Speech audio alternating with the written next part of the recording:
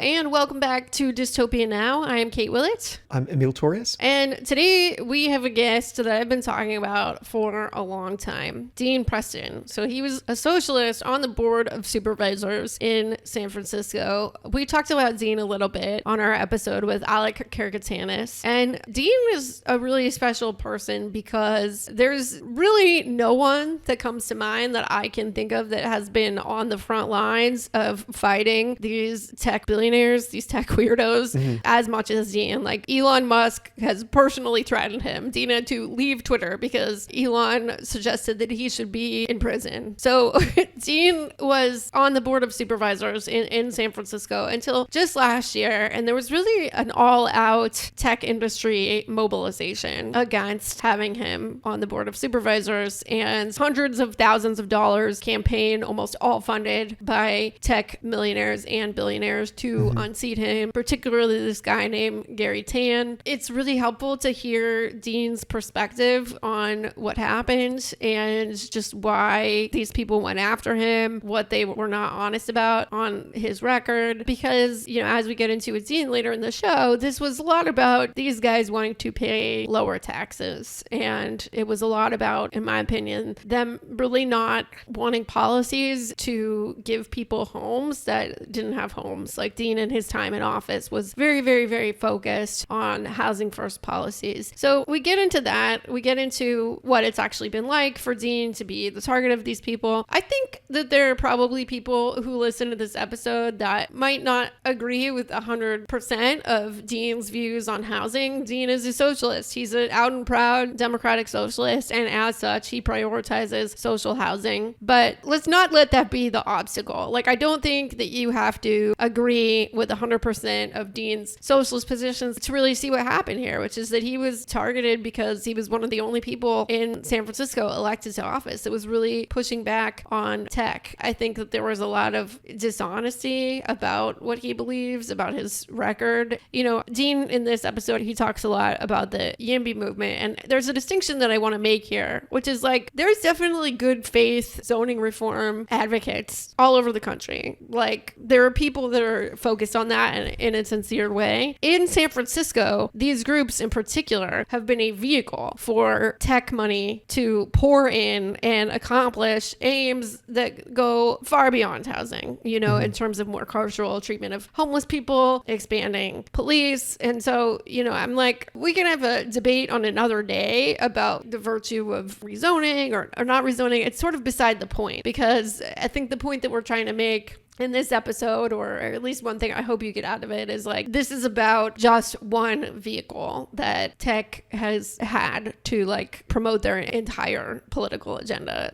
way apart from housing. So I think that you'll find this interesting no matter what your personal politics are, and really, I think, be unsettled about how much political power these tech billionaires have been, and millionaires. I keep saying millionaires because Garry Tan is one of the main people has been doing this, and he is a tech centimillionaire. He's I think the CEO of Y Combinator still, and I'm sure he wants to be a billionaire so bad, but we're not giving him that satisfaction of referring to him that way. He needs to live with the humiliation on a daily basis of being the soup character in a Mountain Head.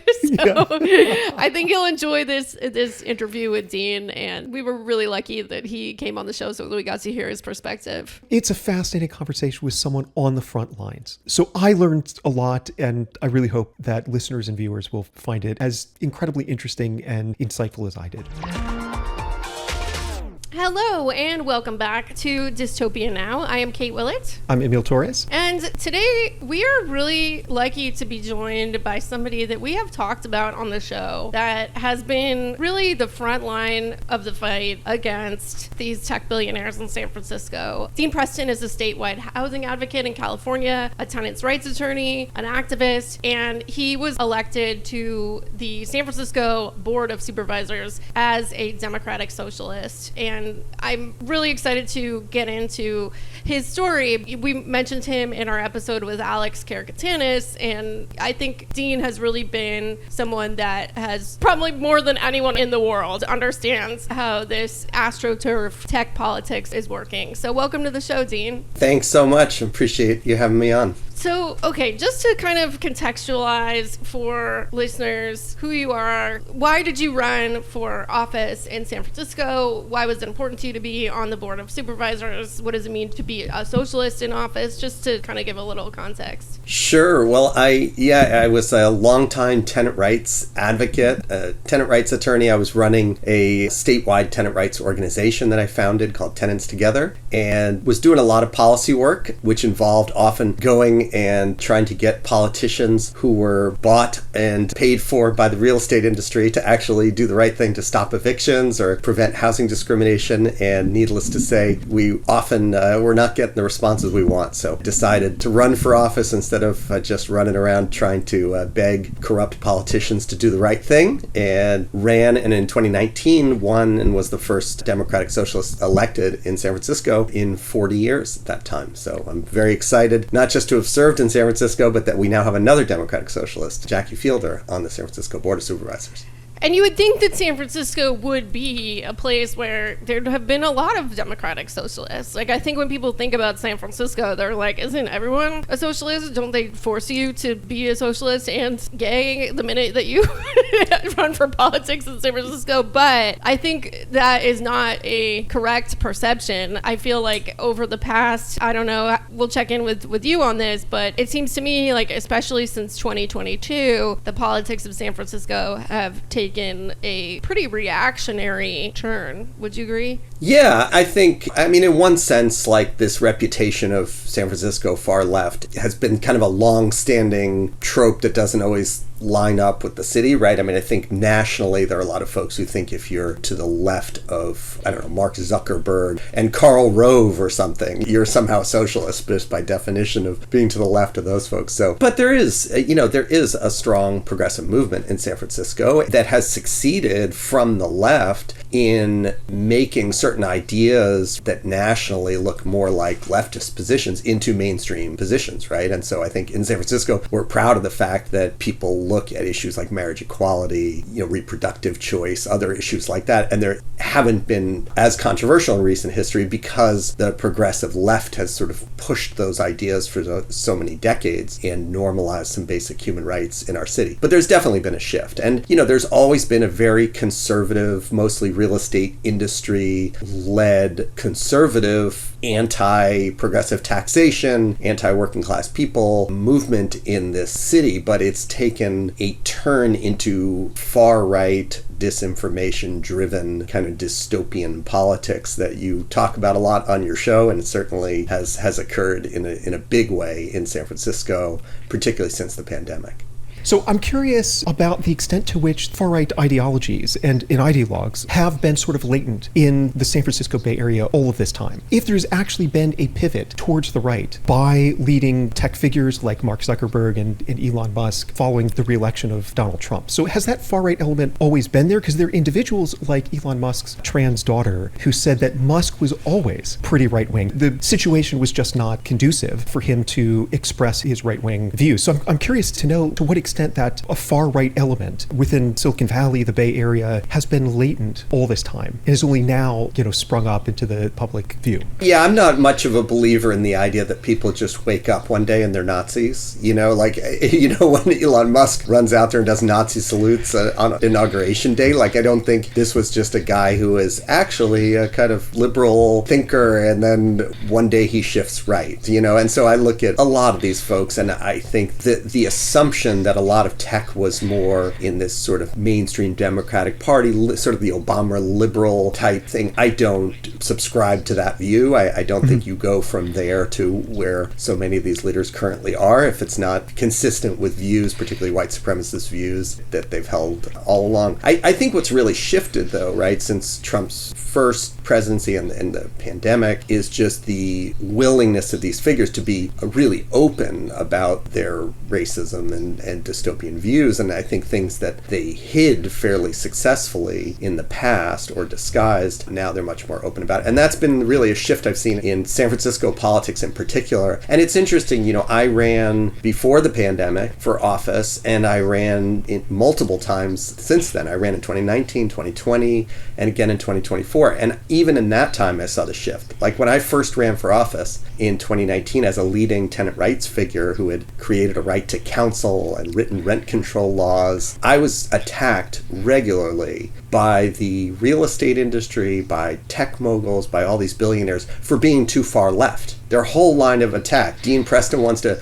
give tents to every homeless person. Dean Preston wants to tax the rich to fund all this housing for low-income people, trying to scare people into thinking that this socialist is going to come seize your home and turn it over for public good, right? This is too far left, right? And that didn't work. I mean, San Francisco voters were fine even with the exaggerated version of what they were saying about me. But then, they've learned from that. And more recently when I ran, they attack you through vehicles like the IMBY movement, sort of a fake left, like, well, you're not actually progressive. And that's been a big shift in the city. So I don't know that the people's views have changed that much, but I think that they've figured out that presenting themselves as more progressive does well in San Francisco. But it's interesting because even that, now that they have more control, they're sort of shedding that mask. And so you see a full embrace of more Trumpian type policies toward homeless people and other policies in the city. So you were, during your time in office, were heavily targeted by some of these tech barons. Elon Musk called for your imprisonment on Twitter. That had to be really scary. But this may seem like a very, very obvious question, but what do you think with these tech billionaires, like what do you think their actual problem with you in office was? That I taxed them. Yeah. and like specifically, how did that pan out? Yeah, I mean, and I say this, I don't know these people. I don't sit down and, have a beer with San Francisco's billionaire class. I don't know any of these folks. But I do know a lot of people who do. And it's interesting talking with them and how much the tax that we passed in 2020 was what flipped the switch. I mean, I had my political enemies, particularly in the real estate industry. I battled with the real estate industry for 20 years as a tenant rights advocate. But what really changed was we didn't ask their permission in 2020. Like within months of taking office, I introduced what was called Prop I, which was doubling the transfer tax on mega mansions and skyscrapers. Basically, if the property was selling for $10 million or more, we were going to double the transfer tax. And it had never been done like that. The other changes to it had always been done very incrementally, because you could just add, 0.25% and you raise millions of dollars. So that's how it always been done. I looked at this tax and I'm like, these folks are selling $10 million, $20 million, $50 million, $100 million properties. Let's tax the hell out of them. So we did that. We were told at the time, that was right in the pandemic, everyone warned that it wouldn't pass, it would torpedo other things that were on the ballot. None of that turned out to be true. They outspent us by a massive margin, and we've raised about $500 million already from that tax. And the purpose of that tax revenue was to build social housing and invest in rent relief. And we launched the biggest rent relief program in the local program in U.S. history in San Francisco, stopped tens of thousands of evictions, and actually invested in acquiring properties to create social housing. And so, so that model that we showed in 2020 worked, but it was premised on taxing these billionaires. That makes sense. And I think they saw that not only that we could raise those funds, but that if I'm in office, we would do that again. And they saw other cities using that as a model. So LA, within a year of our tax, put on the ballot something similar that's already raised $1 billion. And we were very involved and have been involved in encouraging other cities to copy some of these more progressive reforms, like the right to counsel, like these big taxes to fund social housing. So, I think all of that collectively is like the opposite of what the tech billionaires want. They don't want to be taxed, and they don't want government in their business at all, whether it's taxing or regulating or telling their friends in the real estate industry how much rent they can charge, or telling them that they have to play, that their taxis have to play by the same rules as actual taxis. The Waymos. Yeah, that they can't just privatize our bus system, right? I mean, they have, for every industry, they have a model that is built on keeping the government out of their business unless it's to subsidize them. You know, I saw this with you, and I also saw this with Chesa Boudin. These billionaires, they don't come out and say, like, hey, this guy wants to tax us, and we don't feel like being taxed. That's not how it happens at all. Instead, they've built this, like, Astroturf network, and, like, they have these organizations that have, like, friendly-sounding names, like Grow SF or Together SF, and then if you look at the donors, it's all tech billionaires. I mean, these Astroturf organizations have been really key to their success in building political power in San Francisco because they actually put themselves and the interests they represent on their flyers and in their names. Like, these are the least popular people, the most hated people in San Francisco by everyone, you know? So every poll I've seen, it's like Elon Musk, these tech billionaires are hated across the board, whether by tech workers or the rest of the working class in the city. They're deeply unpopular. Musk is now apparently the most hated person in the U.S. I believe it. And, with good reason. But also keep in mind, a lot of these folks are big donors to the Republican Party. Yeah. And we only have, I don't know the latest, but I think it's about 15% of San Franciscans are registered Republicans. So they can't put themselves out there in that way. They have to create these fake organizations, these AstroTurf groups, give them nice sounding names like Neighbors for a Better San Francisco and Grow SF and all these things that sound very positive, then hope that people don't know who's really behind it. And that's been fairly successful. They keep inventing new ones each election cycle. Now they're into the Abundance Network. Yeah, Abundance. And Abundance is something that, just to make a distinction here, Abundance is now a book by Ezra Klein and Derek Thompson, and it's, every NPR lib's favorite airport reading. However, like, Abundance as a sort of political concept has been going on in San Francisco for quite some time, definitely at least since 2022. And historically, it's been sort of a vehicle for these tech guys, like as in really, really, really wealthy tech guys, to mobilize people to their sort of politics, like long before Ezra Klein and Derek Thompson co-opted that. So yeah, I just want to make it clear we're not like talking about the book. We're talking about the predecessor to the book. Right. Abundant SF was one of these AstroTurf groups, and there's been so many of them over the years. And I think one of the important developments in San Francisco has been the creation about a year and a half ago of the Phoenix Project, which is a nonprofit entity that's tracking all these folks and drawing the connections. And it's fascinating. They release these reports. And I mean, I've been targeted by all this. I didn't even know half of the actual connections that exist between the same handful of big tech and big real estate donors, billionaires, and all these groups. And they just keep reinventing them. And you mentioned the Abundance. Obviously, Ezra Klein has sort of popularized the term nationally, but it has been around in San Francisco for a while. And it's really the next iteration of what was the YIMBY movement here in San Francisco, sort of as that became a little more toxic, as people realized what YIMBYs were doing here locally, they kind of rebranded into this Abundance Network. But at the end of the day, the challenge is that the reason they create these groups is because they work and they hide dark money and they hide very conservative ideologies or dress them up in nice sounding Orwellian kind of language. I can't help thinking of, it's like the Ministry of Plenty. Yeah. It's kind of like the housing policies in San Francisco. But I mean, what I would say is part of the antidote is, groups that are tracking them, but also is getting the mainstream media to actually draw those connections. And that's been really hard. And for the most part, especially in San Francisco, the Chronicle, the Examiner, others have just normalized these folks. And when they set up these AstroTurf organizations, they don't talk about who's behind it. They just talk about the organization and normalize it and give it a platform. So the story that these groups came up with about you to really mobilize people to vote you out of office, it was Dean Preston hates housing. And somebody, I don't know if it was these groups or not, maybe released a pamphlet about your housing record, and the intent was to convey that you don't approve of, market rate projects or whatever, that you're only okay with social housing or something like that, or you're only okay with rent control. And if somebody wants to build in San Francisco, which is there's a lot more people that want to live there than do live there.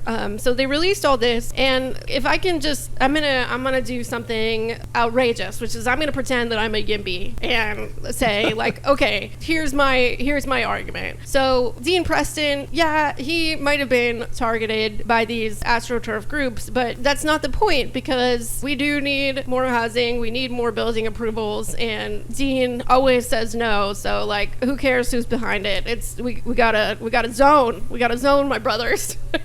So what would you say to that? Yeah. Good job. Yeah. You're that's the first time I've heard, and maybe the last I'll hear you posing as a YIMBY. But yeah, I mean, what's frustrating about it is their entire narrative about me and housing was fabricated, and it's very odd. When it started, I kind of was like, who are they talking about? I've never actually been not opposed to market rate housing. I just don't think it's my priority. As the private sector will do what they're going to do, and my job as an elected official is to actually make sure that the people who the market fails, who are never at the center of government policy, especially when it comes to housing, that they get housing, whether they're low income, middle class, working people are being priced out of the city. So I view everything through that lens. So the part that's correct is, I'm certainly the person who succeeds in winning some affordable housing from the developer of the market rate housing. I've never been out to stop that housing, and I have a very clear record. Their entire report about me, where they came up with this thing, I mean, it's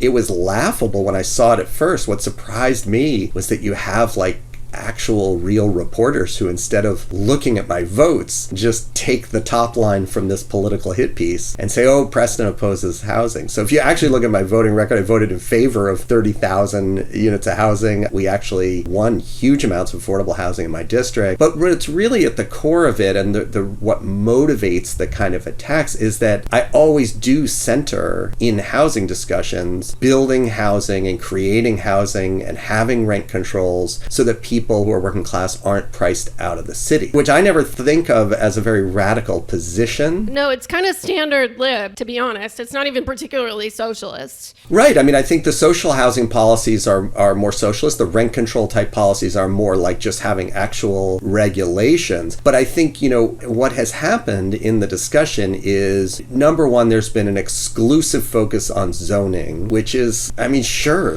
I'm no fan of single family home zoning, but if you're going to upzone.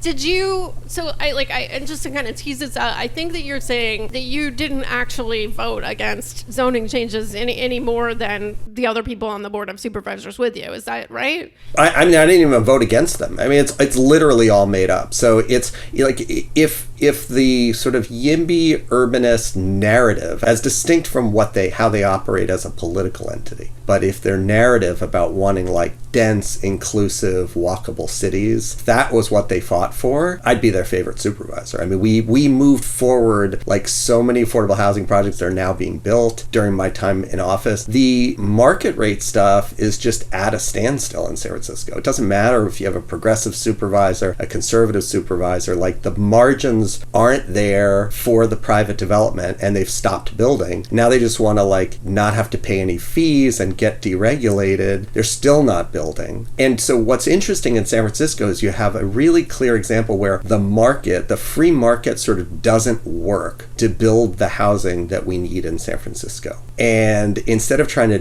do something that works, ramp up a social housing program, you have these folks who are just so invested in, and paid for, frankly, as political operatives by the private development industry, that they just want to keep focus on that, on zoning, on what the fees are, but they don't actually have a solution to this conundrum that cities like San Francisco and New York have, which is the developers only want to build if the prices keep going up. So the catch is, and the part where you have a real good faith disagreement, and if you were the YIMBY you were pretending to be, but you were one who actually wanted to discuss, debate housing policy, the real difference is people like myself don't believe that building market rate housing will trickle down so that low income and working class people will be able to afford a city like San Francisco. I believe that market rate housing, I'm not against it, but we just have to recognize what it is. At best, it can create jobs and some tax revenue and investments and homes for very wealthy people. Like, that's just what market rate development is. People can have different views on what it is, but what I'm very clear on, and I think part of why I get attacked a lot, is that in no way is it or has it ever been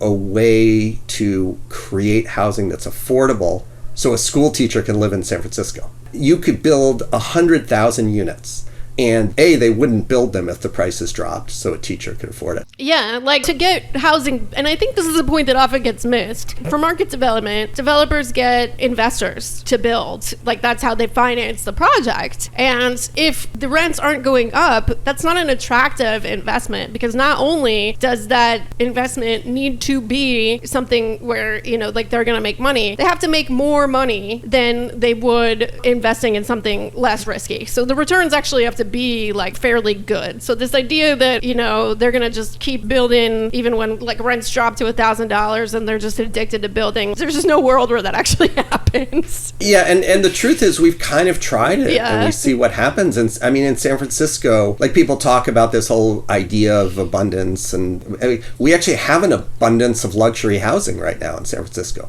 Most of it's sitting empty. So you could build 10,000 more of those units. Like, right now we have over 40,000 units in San Francisco, mostly these high-end, recently built condos that are sitting empty. And just for context, I get vilified for pointing this out, but we have over 40,000 empty units in San Francisco tonight, and we will have about 8,000 people who are sleeping on the streets. So you literally have multiples of empty homes sitting there while people are unhoused. And building more of those luxury homes does not change that reality of the thousands of people who are on the street. What changes that reality is things like vacancy taxes and coming in and forcing the private market to do things it wouldn't otherwise do, or having a different vision, which I think democratic socialists have, of just saying, well, screw the market. The market will do what the market's going to do. Like, we don't have to help. We don't have to stand in the way of it, but we don't have to get involved with it or center it on our politics. Right, and it's just not the priority is, and this is what we tried to do, but all these kind of neoliberal Democrats and Republicans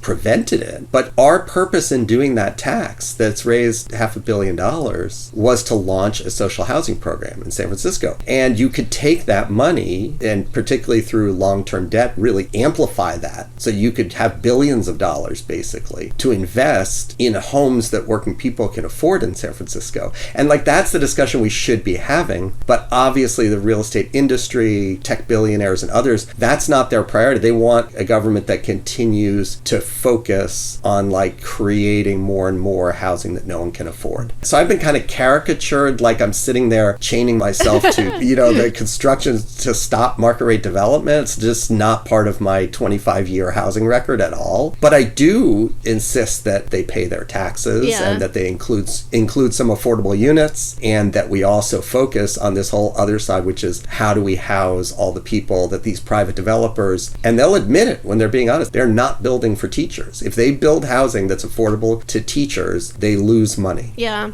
That is not their business model at all, unless it's through a government, a program like the low-income housing tax credit program or some other program where the government pays the developer to develop housing that doesn't get top dollar in that way. So, I completely understand why a real estate company is going to lobby to not have to build any units for teachers. That makes sense to me. What I don't always feel clear on is, why the tech industry is so involved with this. They're almost more involved. If you talk to a person that, is in the real estate industry, they're going to straight up tell you, I'm not going to be able to build anything unless the rents are going up and it's an attractive opportunity to my investors. But tech billionaires have been so invested in pushing this narrative that real estate is going to build so much that the market is going to crash and everyone's going to have cheap rent. Even while real estate people are saying, no, that's not really true. And I guess why do you think think that tech, both at the billionaire level and at the kind of the lower levels, their stands, Elon and his stands, like why did they become so invested in this abundance narrative from your perspective? Yeah, I mean, look, I think that there's not a huge distinction among the billionaires, and some of these have overlapping financial interests. And, you know, when you're talking about billionaires, it's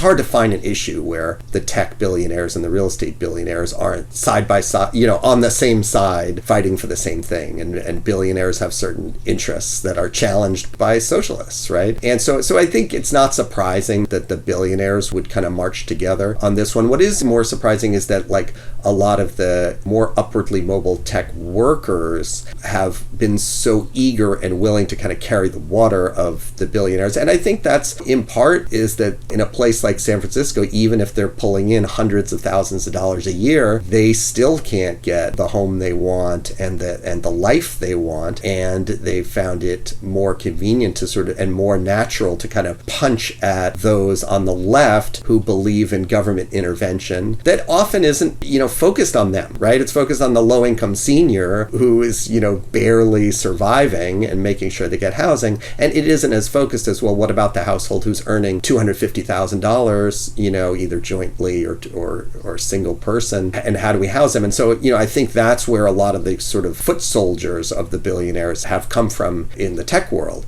You know, I think it's also easier to kind of punch left and kind of blame all these policies like rent control and things like that than it is to confront in a more honest way the gentrification that you're helping to drive and displacement that you're helping to drive in the city. And so it's easier to have straw men out there and to blame the policies that are there to protect people, like rent control and affordable housing. That makes sense. I think in terms of the political, there's this guy who is running for office as a progressive in San Francisco. His name is Shoykat Chakrabarty. And he was AOC's campaign manager. He worked on AOC's campaign. But he's also, I mean, he's a confusing figure because he's a tech centimillionaire. Most of his fortune is from Stripe. And he actually donated to your opponent, Bilal Mahmoud. He pretended to be a neuroscientist, which is like a very bizarre thing. But to me, it's kind of like, which side are you on, dude? Like, you say that you're progressive, but you joined like this tech-driven campaign with your buddies to unseat the only Democratic socialist at that time on the board of supervisors. Like, do you have any thoughts about like what he's doing and why?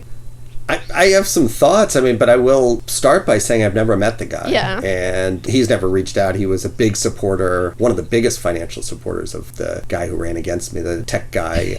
Why did he pretend to be a neuroscientist? I don't know. God knows. Again, I mean, he pretended to be neuroscience, pretended to be a climate nonprofit director when there was no climate nonprofit. That's so crazy. The list goes on, and it's just kind of wild. Again, like if the mainstream media here had covered any of that, I think people would have been horrified. But we're sort of in a new era where you can just kind of make up your resume, I guess, and run for office. Shoykat was a big backer, one of the biggest financially of my opponent, and I don't know much about him, but you know, which is kind of interesting because I think for someone positioning themselves as this progressive kind of new generation of leadership and who's been involved with other progressive campaigns, it's just very strange that he has, to my knowledge, I don't know anyone who has worked with him, organized with him. You know, I've been organizing in neighborhoods and for housing justice in San Francisco for 25 years, and you know, I don't know everyone, but I know a lot of folks, and just nobody's ever worked with him on anything. So I think he's going to have, like, I think he's been doing a big push nationally to really trying to create this image of a progressive challenger to Pelosi, but I think he's going to have a lot of work to do in San Francisco because everyone I talk to who's actually in progressive movements here are like, who is this guy? Who is he? I know, like, it's very bizarre. Like, I guess, you know, another thing that I was thinking about that I feel like influences all of these kinds of tech groups and politics and very much their effort to unseat you, is both the billionaires and upper income tech workers, they have so much animosity towards people without homes, and it's completely been normalized in the culture that they've formed. And I mean, like, Elon himself has tweeted just outrageous, almost genocidal commentary about people without homes. And like, to me, I think even our national politics at this point is very much influenced by the fact that these tech right guys, and it expands beyond that, that they really, really, really hate having to look at the results of how many people have been displaced as a result of like what they've done in San Francisco. And that seemed like it really influenced the fact that they really wanted to take you out of office specifically because you were, I think, one of the strongest elected advocates in San Francisco for housing instead of, jail and basically more police. I don't know. How do you see this? Yeah, I think that's right. I mean, I think part of what happened in the pandemic, it wasn't just in San Francisco, but really did happen here, was we leaned into some pretty progressive policies and socialist vision, and things worked. Right? Despite this sort of national right-wing smear job of San Francisco, when you actually look at the kinds of policies that were being implemented, we were taxing the rich. Like I said, we launched the biggest local rent relief program in U.S. history. It stopped tens of thousands of people from losing their homes. We had community clinics opening up where, regardless of, immigration status, of health insurance, whatever, with COVID, you could like drop in. We were really at the forefront. We had the lowest death rates of cities because we were doing that kind of stuff. You look at homelessness, we basically, and I was one of the supervisors at the forefront of this push and fight with the mayor at the time. We used federal money to acquire all these hotels, and more than any other city, we were moving homeless people from the streets into hotels. And our city, like San Francisco County, while the rest of the state was seeing surging homelessness numbers because all the shelters were being shut down because of COVID and everyone was out in the street, we actually had our homelessness was decreasing during that time. So we were modeling in 2020, 2021. We were showing, wow, you can tax the heck out of really, really rich folks. You can fund these basic services, and it actually works, right? All the fear mongering, like we were in a time where the folks were more open to kind of like experimenting with these things, and they were working. And I think that like the billionaire class really freaked out on that. And that's where you see this huge pendulum shift. And homelessness is a great example. I mean, the current mayor now, just like running around, sweeping people. He's a literal billionaire, right? Literal billionaire. Yeah, and literal billionaire, and just running around ramping up police enforcement. And I think if you look at discussion of homelessness in San Francisco over the last couple of years, it's gotten really bad, right? From the governor, from Newsom, down to the current mayor and the former mayor in San Francisco, a bunch of people on the board of supervisors, all sounding like right-wing Republicans, right? When they talk about homelessness. No compassion, all about just like accountability and forcing people into different things. And then all of that, and still trying to pretend they were not right-wing Republicans on these issues. Well, then Trump, just in the last couple of weeks, comes out with his executive order on homelessness. Yeah. And I tell you, our mayor, our governor, and 3/4 of the board of supervisors could have written it. It's no different. And I think they're all sitting there now trying to figure out, how do we distinguish ourselves? Because instead of leaning into the policies that actually work, like housing first policies that have been shown to reduce homelessness and that deal with the ultimate failure of a capitalist society, right, is not providing housing and healthcare to people. And that's what you see on the streets of urban America, and including San Francisco. And so you have solutions that can correct for that, housing first policies that get people indoors, and you have everyone from the mayor to the governor now to the president saying, no, what we need to do is just run around and be arresting people for being poor. I mean, they don't use those words, but that's effectively what they're advocating for. One of the issues that we talk a lot about on this podcast is the bundle of ideologies, sort of techno-futuristic ideologies that have become hugely influential within Silicon Valley. People like Elon Musk, Sam Altman, their worldviews have been shaped by ideologies like transhumanism, which is, listeners will recognize that term. It's basically this idea that we ought to merge with machines to create a new post-human species. This idea has played an integral role in launching, sustaining, and accelerating the current race to build artificial general intelligence. So you've got companies like OpenAI based in San Francisco. So I'm curious to know the extent to which your work within San Francisco politics has bumped up against these ideologies. Maybe not at all. If that's the case, that itself is very interesting. But from my perspective, sort of understanding the tech world that dominates in San Francisco, ideologies like transhumanism are a very prominent part. So what are your thoughts on that? Are you familiar with these ideologies? Do they come up in conversations about the tech billionaires or not? Yeah, we certainly come up against these ideologies, and I think I've become increasingly aware. I think I was less aware, to be honest. Like, I would bump up against a particular sort of group or person articulating some of this, but I certainly learned a lot from folks like Gil Duran and, you know, who are kind of stitching some of this together and really looking at the more cult-like aspects of some of the leaders and stuff that I would just look at and think, well, that's bizarre. Yeah. I mean, you're right. Yeah. And to realize that it was, you know, increasingly that it wasn't just like a few people who are like out there, that it's actually, there's a following and a kind of a method to the madness. And I think that the country has gotten a glimpse of that with the kind of merger of MAGA right-wing stuff and some of these tech ideologies. I certainly underestimated it. Mm-hmm. I will say that. I mean, I've been in San Francisco over 30 years. I was here during the first .com boom and other waves of tech. And I think, you know, until the last 5 years or so, I think I probably underestimated how uniquely horrible the tech industry billionaires are. Mm-hmm. And I think I viewed them just like any other major corporate interest. Mm-hmm. And they are fundamentally different because the end game is different, right? Yeah. The end game for the real estate developer is just to not have any regulations they have to deal with. And to make a lot of money. Right.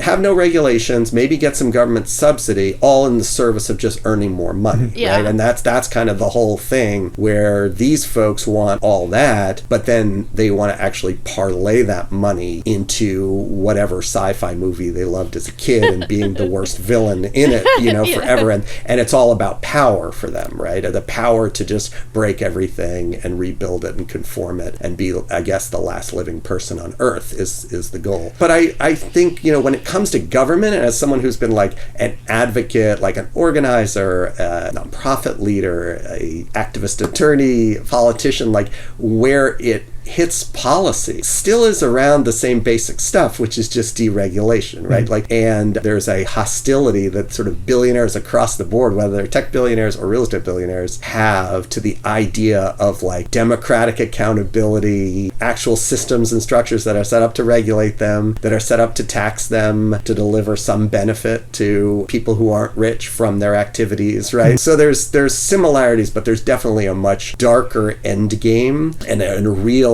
desire to like completely take over and control and exert extreme power over everything, as opposed to just kind of working, you know, if the real estate developer just wants to like work out a deal. At the end of the day, they don't want to pay taxes, they want to make a lot of money, but they also want to like build some relationships with people so that they can like get something done. Mm-hmm. You know, like there's a tangible thing where the tech billionaire, I think, wants the money, but also just wants to blow up the entire system, much like Trump's doing.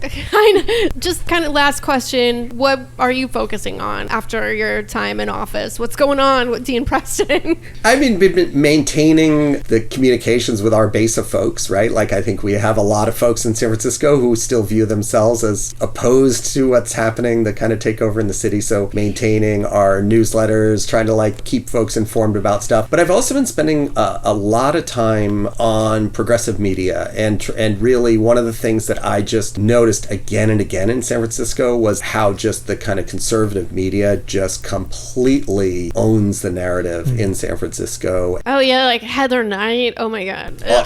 Well, and so like I was talking about earlier, even when you have progressive solutions that actually work, it doesn't make a big difference long term if you don't have someone there to report it. So what I've found is that there are a lot of really great people, some traditional journalists, some podcasters, some, you know, other just influencers of all types who really get what's going on and are concerned about it, but who don't kind of communicate with each other very much around what's going on, which is a real contrast to what the right wing and big money interests do, where everything's very highly coordinated. So I've really been trying to meet with and connect a lot of folks who are in various forms of media with the goal of making sure that working class narratives actually are told not just in silos by individual folks, but in a much more coordinated and effective way. Well, we're grateful for that. Thank you for coming on our progressive anti-sci-fi podcast.